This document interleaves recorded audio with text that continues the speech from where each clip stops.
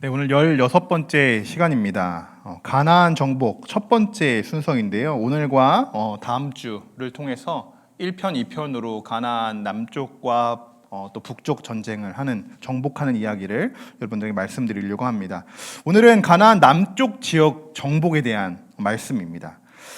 지난 시간 우리가 잠시 돌아보면 여러분 기억하실 겁니다. 기브온을 도우러 갔던 이스라엘 군사들이 연합군을 물리치고 그들은 자신의 성읍으로 막 도망을 쳤습니다. 자, 그때 여호수아가 군사들에게 명령을 했죠. 그들의 뒤를 따라가서 모두 멸살시켜라. 이렇게 명령합니다. 그래서 연합군들은 단 몇 사람, 아주 소수의 인원만 제외하고 그들만 성읍에 대피하게 되고 다 모두 멸살되게 되죠. 자, 이때 도대체 왕들, 그 5족 속의 왕들은 무엇을 하고 있었냐? 어디에서 무엇을 하고 있었냐? 예루살렘, 헤브론, 야르문, 라기스 그리고 에글론의 이 5 왕은 자기들만 살겠다고 어떻게 자기들이 똘똘 뭉쳐서 막게다의 한 굴에 숨어 있었죠. 그러나 발견됩니다. 이들은 곧장 발견되게 되고 이스라엘의 본보기가 되어서 오히려 죽음을 맞이하게 되죠. 자, 왕이 죽었어요, 여러분. 이 5 왕, 이 남쪽 가나안의 남쪽에 지금 5족 속이 소개가 되고 있잖아요. 오늘 보시면 알겠지만 5족 속 외에도 남쪽에는 더 많은 여러 족속들이 있겠죠. 하지만 조금 강하고 또 규모적으로 또 있는 규모 있는 성읍 5 성읍이 연합을 해서 지금 나와 있는 상황입니다. 어쨌든 지금 가나안의 남쪽 지역은요, 왕들이 목숨을 잃었으니까 어떻게 됐겠습니까? 힘을 쫙 잃은 거죠. 아무런 힘이 없어요, 이제. 이때 여호수아가 막게다를 시작으로 가나안의 이 남쪽 지역을 정복하기 시작합니다. 자, 이 말씀이 오늘 우리가 읽은 말씀이에요. 우리 앞에서 28절부터 43절까지 쭉 말씀입니다. 우리가 앞서 말씀을 쭉 읽어봤듯이 굉장히 지명 이름들이 여러 가지 나오죠. 자, 막게다를 시작으로 드빌까지 이제 정복을 하게 됩니다. 자, 순서를 한번 보시면 막게다, 림나, 라기스, 그리고 에글론, 헤브론, 드빌. 자, 이런 순서로 우리가 들어가 있어요. 자, 5족 속의 이름도 들어가 있고, 또 뭐 처음 듣는 이름도 있겠죠. 뭐 림나나 드빌 같은 경우에는 우리가 오늘 처음 나오는 그런 이름들이네라고 이렇게 들을 수 있습니다. 지도를 한번 보시면, 자, 길갈부터 시작합니다. 맨 위에 살짝 오른쪽에 사요의 이쪽이 길갈이죠. 길갈부터 시작을 해서요, 이들이 기브온을 도우러 갔죠. 기브온으로 갑니다. 그리고 그들이 연합군들 5 왕들이 숨어 있던 막게다까지 쫓아갑니다. 막게다까지 쭉 밑쪽 부분이에요. 쭉 쫓아갑니다. 그리고 그 왕들이 숨어있던 막게다로 가서 왕들을 죽인 후에 이제 남쪽 정복을 시작하게 되는데, 그런데 여러분 이 28절부터 40절까지의 말씀을 보시면 계속 반복되었던 문장들이 있어요. 아까 우리가 말씀을 읽으시면 아실 겁니다. 자, 계속 반복되었던 그 특징이 있습니다. 그 특징이 무엇이냐? 제가 노란 글씨로 쉽게 써놨어요. 여러 구절들이 나옵니다. 그런데 초반에는 이렇게 나와요. 여리고 왕에게 행한 것과 같았더라. 여리고 왕에게 행한 것과 같았더라. 이렇게 이야기하고 그 다음부터는요, 계속 이어서 나와요. 제가 그것을 간추린 건데, 이전에 정복한 성읍을 언급하면서 림나에 행한 것과 같았더라, 라기스에 행한 것과 같았더라. 정복한 땅을 언급하면서 계속 이와 같았더라, 이와 같았더라 라고 이렇게 계속 반복하고 있다는 것이죠. 동일하고 말하고 있는 것이에요. 여호수아 이 저자, 이 여호수아는 무엇을 강조하고자 이렇게 말하고 있는 것일까요? 간단하죠. 이 써있는 말 그대로입니다. 여리고 왕에게 행한 것과 같았다라는 것을 저자는 강조하고 싶었던 것입니다. 그리고 이 이후부터 나오는 그 계속 반복하고 있어요. 계속 뭐 누구와 같았더라. 자, 한마디로 남쪽 이 가나안 정복은 여리고 왕에게 행한 것과 같이 동일하게 그들과 싸웠다는 것을 지금 우리들에게 보여주고 있는 거예요. 이 남쪽 전쟁은. 자, 그러면 왜 지금 남쪽 정복 이야기를 쭉 지금 남쪽을 정복하는데 왜 여리고 때와 같았다라고 말을 하고 있을까? 우리가 이것을 살펴봐야겠죠. 자, 2가지의 의미로 우리가 추려볼 수 있습니다. 첫 번째는 무엇이냐? 자, 여리고성의 전쟁은요, 우리가 알다시피 하나님이 전적으로 싸워주신 전쟁이라는 겁니다. 여리고성은 이들이 한 건 뭐죠? 이들이 막 전투적으로 싸웠습니까? 그렇지 않았죠. 이들은 그냥 하나님의 말씀에 순종한 것밖에 없었어요. 순종한 것. 그냥 스스로 침묵하면서 묵묵하게 성을 돈 것밖에 없습니다. 이것은 지금 남쪽 정복 또한 하나님께서 전적으로 우리와 함께 싸워주셨다. 이것 또한 우리가 말씀에 순종하니까 하나님께서 전적으로 우리와 싸워주셨다라는 것을 지금 강조하고 있는 것이라는 것입니다. 자, 두 번째 또 어떤 특징이 있을까요?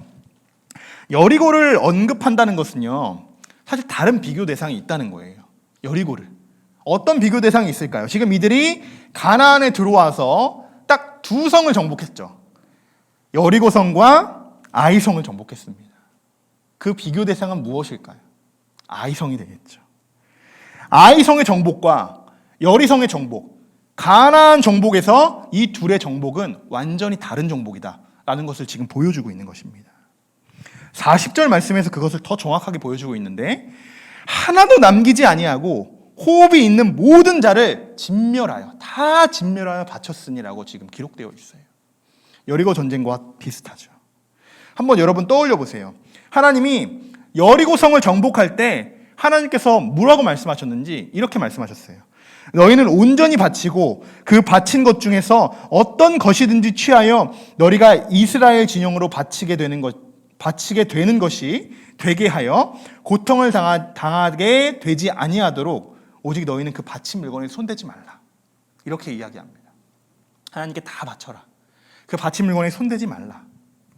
여리고 전쟁, 우리가 아시다시피 이 전쟁은 온전히 하나님께 다 올려드렸던 전쟁이었습니다. 온전히 하나도 남김없이.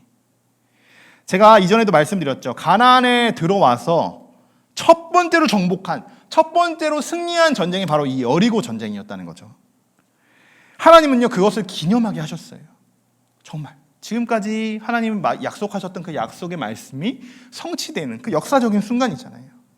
이스라엘 백성들은 오직 자신들의 힘과 능력이 아닌 전능하신 하나님께서 전적으로 우리와 함께 싸워주신다는 것을 그들에게 깨닫게 하신 싸움이었습니다. 그렇기 때문에 가나안의 이 첫 번째 전쟁, 이 여리고성의 정복은 정말 이스라엘 백성들에게는 정말 의미 있는 그런 전쟁입니다. 정말 의미 있는 전쟁이에요. 자, 그리고 여리고 때와 마찬가지로요, 지금 이들은 성읍을 정복했습니다. 남쪽 지역, 굉장히 큰 지역이에요. 남쪽 규모로 따지면. 그 지역을 이제 정복했는데요, 이들이 물건을 하나도 취하지 않았다는 거예요. 여리고 때와 동일하게. 자, 대단해요. 인간적으로 생각하면, 그냥 상식적으로 생각하면 그렇죠. 남쪽 전쟁을 하면서, 첫 번째 전쟁도 아닌 남쪽 정복을 하면서 정말 그들이 취하고 있던 그것이 우리에게 좀 보탬이 될 수 있겠죠. 많은 것들이 있겠죠. 군사적인 무기가 될 수도 있겠고, 식량이 될 수도 있겠고, 오히려 그들을 노예로 잡아서 오히려 우리의 군사로 쓸 수도 있습니다. 그런데 하나도 취하지 않았어요. 그냥 재정비, 우리가 그 남쪽을 정복하면서 오히려 재정비하고 우리의 군사력을 늘려갈 수 있는 그런 부분이 아닌가 이렇게 생각했을 텐데, 이들은 그렇지 않았다는 것입니다. 여리고 때와 같이 하나도 취하지 않았어요. 하나도. 남김없이. 여러분, 이 말씀을 우리가 묵상하면서요, 딱 두 가지를 우리가 한번 기억해 봐야 됩니다. 저도 이렇게 묵상이 되어지더라고요. 첫 번째 무엇이냐? 하나님이 전적으로 싸워주시는 전쟁이라는 것. 하나님이 전적으로 싸워주시는 그 전쟁이라는 것을 우리가 꼭 기억해야 된다는 거예요. 우리 삶에서도. 조건이 있습니다. 분명 이스라엘에게 전적으로 싸워주지 않았을 때도 있었죠. 아이성과 같이. 자, 어떤 조건이 있냐? 하나님 말씀에 무조건 순종해야 된다는 겁니다. 이게 이스라엘과 하나님과의 약속이에요. 언약이 성취되는 그 말씀이라는 거예요. 그냥 이들이 하나님이 전적으로 싸워주지 않습니다. 하나님의 말씀에 온전히 순종하고 절대적으로 하나님께 충성할 때 그때 하나님이 전적으로 싸워주신다는 겁니다. 그것을 우리가 계속적으로 묵상하고 있어요. 말씀의 순종할 때 하나님께서 우리와 싸워주신다. 여호수아, 여러분 이제 다른 데 가셔서 여호수아 말씀을 들으셨으니까 여호수아를 한 문장으로 정리한다라고 하면 이렇게 말씀하시면 돼요. 뭐 처음에 그렇죠. 여호수아 말씀하면 여리고성이 무너졌네 이렇게 생각할 텐데요. 이제 조금 말씀을 들으신 분들은 여호수아서 그러면 하나님 말씀의 절대적인 순종, 그리고 하나님이 싸워주셨다, 이거 하나만 아시면 됩니다. 이 여호수아 전체적인 부분에서 말씀하고 있는 핵심 부분이 바로 이 부분이에요. 이것만 아시면 여러분, 여호수아가 이런 내용이구나, 이렇기 때문에 여호수아가 기록이 되어 있는구나 라고 여러분 아실 수 있다는 거예요. 지금 여러분 싸워야 할 대상들, 또 앞으로 정복해야 할 대상들이 얼마나 많이 있습니까? 여러분 한 주간 한번 돌아보세요. 여러분 세상과의 싸움에서 여러분 정말 승리하셨습니까? 아니면 실패하셨습니까? 여러분 어떤 삶을 지금 살아오셨습니까? 하나님의 말씀에 순종하지 않고 하나님의 방법대로 우리가 살아오지 않았다면 죄송하지만 실패한 삶을 사셨습니다. 분명합니다. 이것은 제가 드리는 말씀이 아니에요. 이 말씀처럼 이 여호수아의 핵심이 뭐라고요? 하나님의 말씀에 순종할 때야 하나님이 전적으로 싸워주신다는 겁니다. 우리의 삶 속에서. 그런데 우리가 그것을 적용할 때 어떻게 적용합니까? 우리가 말씀에 전적으로 순종하지 않는데 하나님이 싸워주시기만을 우리가 바라고 있는 것은 아닐까? 그것은 여러분 실패한 삶입니다. 그러나 그 실패를 통해서 우리는 주저앉지 말아야 해요. 왜? 하나님이 싸워주실 거라는 우리의 기대와 소망이 있잖아요. 우리에게는. 그러니 이 말씀을 다시 한번 우리가 붙들어야 되는 것입니다. 그래서 우리가 예배를 드리고 그래서 우리가 하나님께 기도하는 거 아니겠습니까? 우리에겐 소망이 있습니다. 여러분 하나님 말씀에만 순종하고 정말 하나님이 어떠한 상황에도 나와 싸워주신다는 그 믿음, 여러분 그것을 잃지 않으시기를 소망합니다. 여러분 혼자요, 아무리 어려운 일이라도요 혼자 끙끙 매고 지금 끙끙 매고 있는 것은 전혀 도움이 되지 않아요. 앓고 있는 것은 전혀 도움이 되지 않습니다. 오히려 옆 사람에게 더 지치게 하는 그런 요소들밖에 되지 않습니다. 그것을 하나님께 맡겨드려야 돼요. 하나님, 이 말씀으로 인해서 하나님 나와 함께 하시고 나와 싸워서 이기시기를 제가 소망합니다. 간구합니다. 라고 우리가 전적으로 하나님께 매달릴 때 그때 하나님께서 여러분과 함께 하시고 여러분과 전적으로 싸워주실 것을 주님의 이름으로 축원합니다. 자, 두 번째는 무엇이냐? 여러분 새롭게 무언가를 진행할 때, 또 새롭게 무언가를 시작할 때는요, 이전에 좋지 않았던 것들, 이전에 좋지 않았던 것을 다 모두 버려야 합니다. 그것이 방해가 될 수 있어요. 제대로 시작하려면 완전히 리셋을 해야 됩니다. 여러분 다 집에 컴퓨터가 다 있으실 거예요. 컴퓨터를 딱 사용하시다가 보면 중간중간 뭐 일을 할 때나 뭐 업무를 볼 때나 뭐 서치를 할 때나 가끔씩 이렇게 좀 짜증이 섞여 나온 그런 표정이 가끔씩 나옵니다. 왜죠? 내가 알 수 없는 팝업 창들이 뜰 때 막 마구잡이로 막 바이러스들이 막 검색되고 감염되고 막 팝업이 막 원치 않은 팝업들이 막 뜰 때 그것을 막 끄려고 노력하죠. 그럴 때 어떡합니까? 이거 바이러스 치료해야지. 그리고 백신을 돌리죠. 그런데 그게 완전히 치료가 될까요? 한 하루 갈지 모르겠네요. 다시 똑같이 계속 반복됩니다. 여러분 그럴 때 어떻게 해야 됩니까? 컴퓨터를 완전히 포맷해야 돼요. 다시 그 백신을 치료한다고 해서 그 안에 숨겨져 있던 그 바이러스까지 잡지 못합니다. 완전히 리셋해야 돼요. 완전히 새롭게. 그래야 완전히 깨끗한 하드로 다시금 되살려야 그 모든 안에 있던 바이러스가 없어진다는 것이에요. 이것은 무엇을 이야기하고 있는 거냐? 여러분 괜히 우리가 잘못 건드렸다 어떻게 되는 건지 아십니까 여러분? 아간처럼 되는 거예요. 우리가 그것에 그 작은 죄에 우리가 노출되었을 때 우리가 그걸 이겨내지 못하면요, 그것은 그냥 아예 제거해버리는 게 낫습니다. 바이러스 같은 존재예요. 우리 죄는 그렇게 건드려 온다는 거예요. 처음에 평상시에는 아무렇지 않게 느껴집니다. 그냥 내가 늘 하던 업무로 컴퓨터로 일을 보는데 하지만 문득 그 바이러스가 나를 공격한다는 거예요. 그럼 난 넘어지고 내가 문서를 정말 10시간 하루 종일 일했던 그 문서들이 그냥 한순간에 날아가 버리는 그런 상황들도 우리가 맞이합니다. 그 바이러스 하나 때문에. 이것이 우리 죄와 똑같다는 겁니다. 우리가 무언가를 다시 새로운 마음으로 시작했을 때 예전에 갖고 있던 그 좋지 않은 그 죄성들 때문에 우리가 하나님 앞에 나아가지 못하게 하는 그 바이러스들, 이 죄의 바이러스를 완전히 제거할 필요가 있다는 것이죠. 여러분, 아간이 눈을 멀게 한 것은요, 그가 늘 그렇지 않았다는 거예요. 한순간에 그가 눈을 멀었다는 겁니다. 그렇게 죄가 우리를 민감하게 공격하고 있는 것이에요. 여러분, 이 아간의 죄가, 그 한 사람의 죄가 이스라엘에게 얼마나 큰 피해를 주었습니까? 아골 골짜기로 또 그가 남기도 했잖아요. 얼마나 가슴이 아픕니까? 여러분, 우리가 이 말씀을 이렇게 적용했으면 좋겠습니다. 새롭게 시작할 것.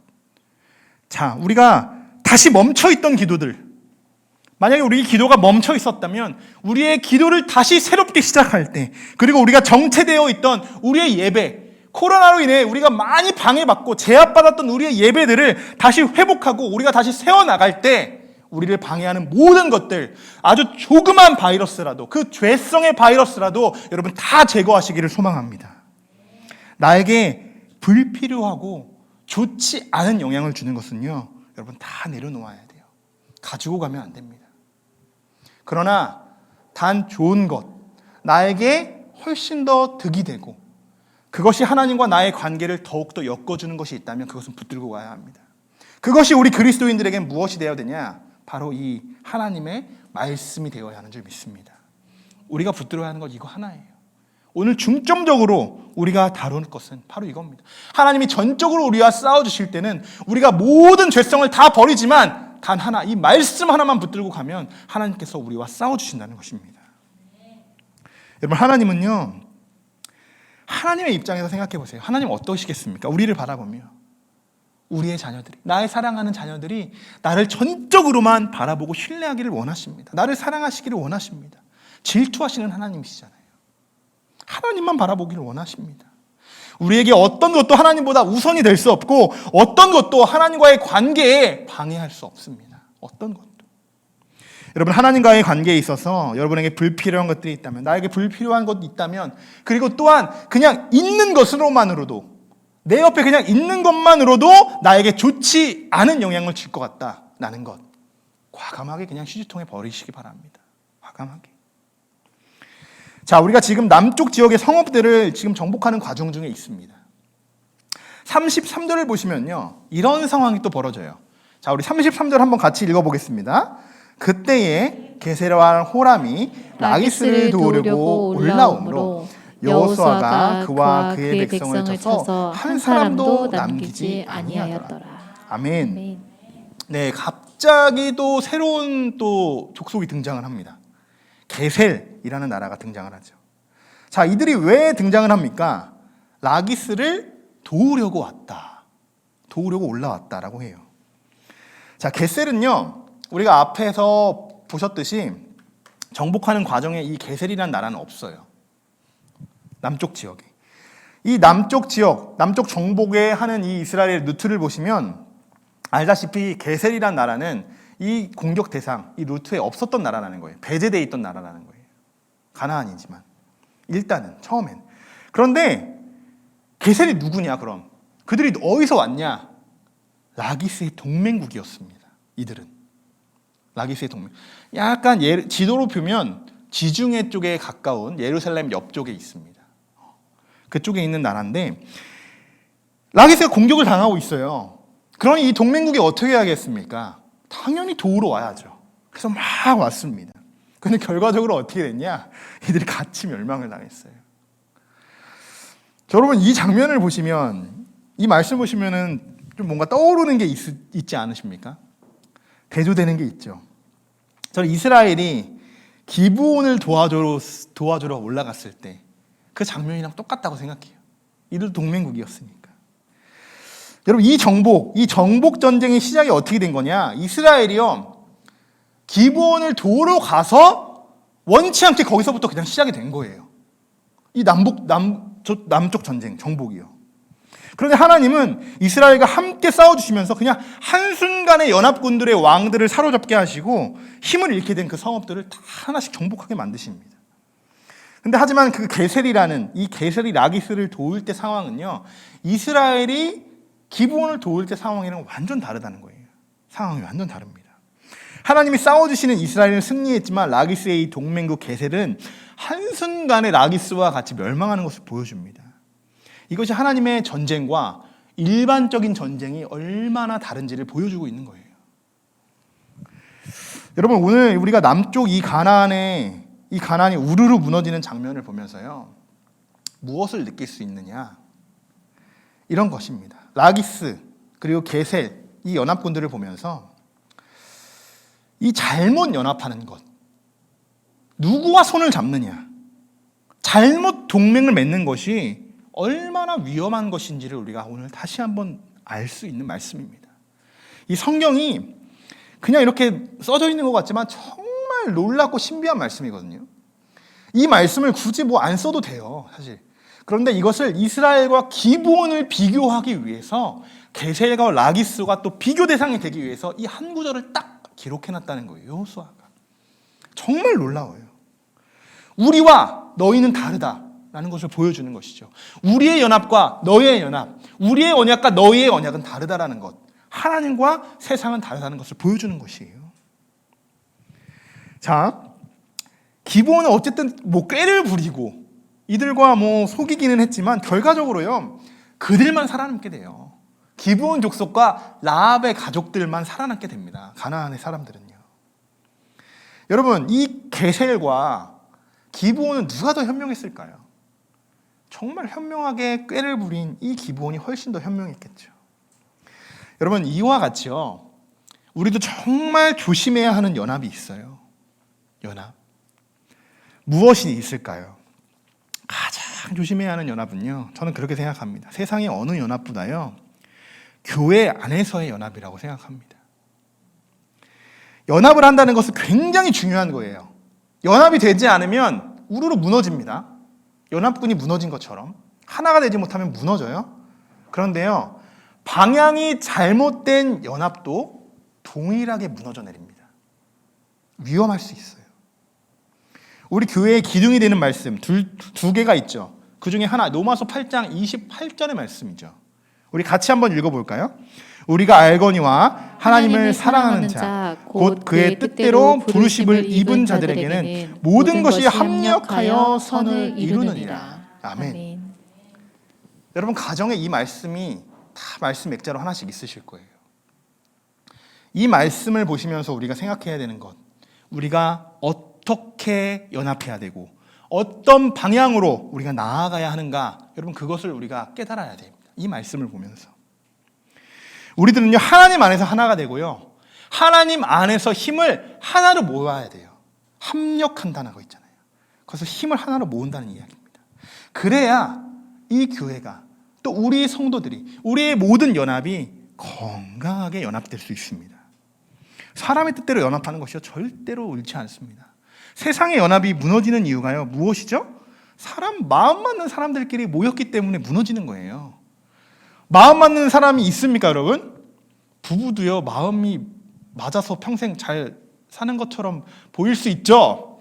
그렇다고 해야겠죠, 이 자리에서. 그렇지만요 마음을 맞춰가는 게 부부입니다. 끝까지 맞춰가는 게 부부예요. 마음이 맞아서 끝까지 가는 건 없어요. 인간은 서로 다르기 때문에. 그러나 하나님께서는 그 마음을 어떻게 하냐? 하나님의 사랑으로 하나가 되게끔 만들어주신다는 거예요. 그것이 힘을 합치고 그것이 합력하는 거예요. 그것으로 연합해야 돼요. 그런데 사람과 사람의 연합은 어떻습니까? 마음 안 맞으면 어떡하죠? 사랑이 없기 때문에 서로 공격하게 돼요. 나만 살겠다고 하잖아요. 마지막에 돼서는 나만 살겠다고 토라지죠. 이것이 세상과 다르다는 것을 분명히 보여주고 있습니다. 여러분, 이 말씀과 같이 하나님을 사랑하는 자들로서 그의 뜻대로 우리가 부르심을 입어서 우리들이 연합할 때, 그때 하나님이 우리와 함께 하실 것이고 더불어 우리 교회의 연합에도 힘을 누리게 될 줄 믿습니다. 이것이 제가 바라는 목회예요. 제가 앞으로 바라는 목회 방향입니다. 교회는 이런 곳이 되어야 해요. 막 수만 명, 수천 명이 모이는 교회? 저는 그것을 뭐 옳다 나쁘다 뭐 그렇게 이야기하고 싶지 않지만, 저는 몇 명이 되었던 그 수가 하나로 연합되어지는 그것이 있을 때야 그 교회가 건강하다고 생각합니다. 하나인지 그것이 여러 개인지 그것이 중요한 거예요. 이들이 모이고 서로 다른 성향들을, 다 각자 성향들을 가진 사람들, 그런데 우리가 어떻게 하나가 될 수 있는가? 하나님으로서 우리가 하나가 될 수 있는 거예요. 하나님께 예배할 때 우리가 하나 될 수 있는 거예요. 여러분, 우리가 하나 될 수 있는 것은 예배하고자 한 자리에 모일 때 그것을 우리가 하나 되는 줄 믿습니다. 정말 놀랍지 않습니까? 하나님께서는요 우리를 그렇게 하나 될 수 있게 우리를 연합시켜 주신다는 겁니다. 하나님의 뜻대로 우리가 살아간다면 우리는 사실 늘 아주 자연스럽게 하나가 될 수 있는 그 방향으로 우리가 나아가고 우리가 그렇게 살아갈 수 있게 하나님은 길을 열어 놓으셨어요. 우리의 마음이 들어가고 인간적인 생각이 들어가기 때문에 그 하나를 연합을 망쳐 놓는 것입니다. 서로를 여러분 끌어주고 정말 서로의 영혼을 정말 진심으로 사랑하고 정말 서로를 위해 기도하고 서로를 위해 정말 아름다운 교제를 우리가 나누고 우리가 함께 예배할 때 그럴 때 하나님께서 우리의 예배와 우리의 연합을 기뻐 받으실 줄 믿습니다. 정말 이게 제가 바라는 목회입니다. 여러분 우리 한번 서로를 바라보며 한번 인사 나눠봤으면 좋겠어요. 당신이 있어서 행복합니다. 우리 이렇게 인사 나눠볼까요? 당신이 있어서 정말 행복합니다. 네. 당신이 있어서 행복합니다. 네. 정말 네, 우리 한참 인사를 나눠야 되죠. 사람들이 많아서. 정말 저도 여러분에게 드리고 싶은 말이에요. 정말 여러분들이 있어서 행복합니다. 든든합니다. 여러분. 사랑하는 성도 여러분, 앞으로 정말 우리 교회를 위해서 정말 많이 기도해 주시기 바라요. 우리 오늘 송 집사님께서 기도해 주신 것처럼 우리가 정말 특별히 12가정을 위해서 우리가 기도하고 있지 않습니까? 하나님이 보내주실 거예요. 저도 기도하면서 생각나는 이들을 하나님께서 이렇게 또 만나게 하십니다. 여러분 함께 기도해 주세요. 다음 주 화요일 날도 제가 아는 후배를 한 명 만나기로 했어요. 제가 같이 음악했던 후배인데 한 명 그 가정을 만나기로 했어요. 그래서 교회로 와라. 그래서 그를 위해서 우리가 함께 제가 이제 기도해 주면서 이제 그는 어릴 때 이제 저와 같이 찬양팀에서 사역을 했지만 하나님을 크게 정말 믿음으로 영접하지 못한 그런 후배입니다. 그래서 제가 한번 전도하려고 해요. 그래서 우리와 함께 이 12가정으로 우리가 이 정말 하나님의 제자로서 우리가 성장하면 어떨까라는 권면을 우리가 해보려고 합니다. 제가 여러분 함께 기도해 주셨으면 좋겠습니다. 이런 교회 특별히 우리 12가정을 위해서 기도해 주시고 정말 우리가 속히 다 12가정이 돼서 정말 만나는 그날을 여러분 기대하고 기도해 주시기 바랍니다. 자, 이제 마지막 부분이에요. 남쪽의 모든 성읍들을 이제 다 정복했습니다. 자, 40절 그리고 43절까지 우리 같이 한번 읽어보도록 하겠습니다. 같이 여호수아가 그 온 땅 곧 산지와 네겝과 평지와 경사지와 그 모든 왕을 쳐서 하나도 남기지 아니하고 호흡이 있는 모든 자는 다 진멸하여 바쳤으니 이스라엘의 하나님 여호와께서 명령하신 것과 같았더라. 여호수아가 또 가데스 바네아에서 각사까지와 온 고센 땅을 기브온에 이르기까지 치매 이스라엘의 하나님 여호와께서 이스라엘을 위하여 싸우셨으므로 여호수아가 이 모든 왕들과 그들의 땅을 단번에 빼앗으니라. 여호수아가 온 이스라엘과 더불어 길갈 진영으로 돌아왔더라. 아멘. 아멘. 자, 40절에 나오는 이 산지, 네겝이라는 것은 이제 사막을 이야기합니다. 사막 지역을 이야기하는 것이고 평지, 경사 이것은 가나안의 지형들을 이야기해요. 가나안에 이런 지형들이 있었다. 지금 남쪽에 이런 지형들로 되어 있다. 그리고 41절을 보시면 가데스 바네아 여러분 많이 들어보셨을 거예요. 가데스 바네아는 남쪽의 가장 밑에 있는 지역이에요. 그리고 고센 땅에 나오죠. 고센 땅 기본이 나오는데 또 가사도 나오죠. 그리고 가사는 어디냐? 이제 지중해 쪽이에요. 지중해 쪽. 사해가 이쪽이라면 지중해는 반대편인데 지중해 쪽. 그리고 기브온은 위쪽. 그러니까 한마디로 기브온과 가데스 바네아 이 중간까지 이 밑에 남쪽 지역을 다 정복했다라는 것을 보여주고 있는 것이에요. 자, 어렵지는 않습니다. 자, 이스라엘 백성들이 기브온이라는 것 이스라엘 백성이 처음 도와주러 갔던 곳이죠. 자, 이것을 이스라엘 전체적으로 지도를 봤을 때는 어디 정도의 부분이냐면요. 이 기브온 길갈 지역은 이스라엘의 한 허리 정도 되는 거예요. 허리 정도. 허리를 탁 치고 들어오는 거예요. 처음에. 요단을 건너서 여리고와 아이성, 지금 길갈에 머물러 있는 것은 가장 중심부로 들어와 있다는 겁니다.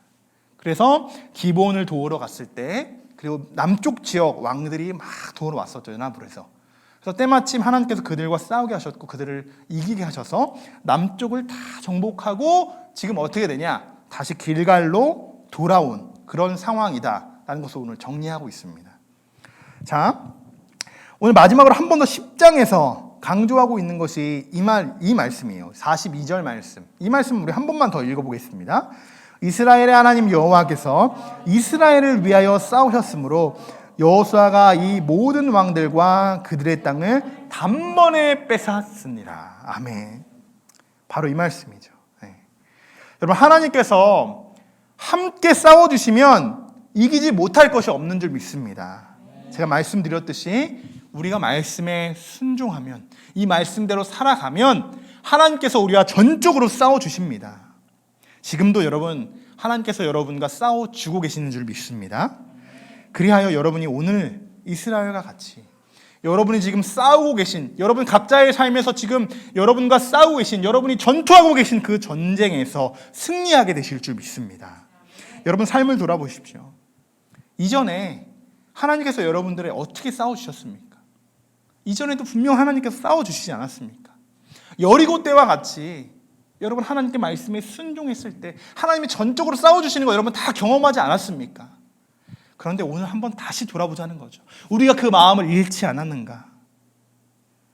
우리가 한순간에 눈이 멀어서 하나님의 것을 취한 그 아간처럼 하나님의 말씀만 우리가 거르지만 않는다면 하나님께서 반드시 우리를 승리의 길로 인도하여 주실 것입니다. 이번 한 주간도 하나님의 말씀에만 순종하고 하나님만 신뢰하며 하나님의 백성들로 정말 우리 먼저 연합되고, 또한 여러분들이 어떻게 해야 됩니까? 세상에서도 그들과 연합할 수 있어야겠죠. 세상에서도 여러분이 그리스도인으로서 하나에 연합하여 그 안에서 주님의 선을 이루어가는 여러분이 되시기를 주님의 이름으로 축원합니다.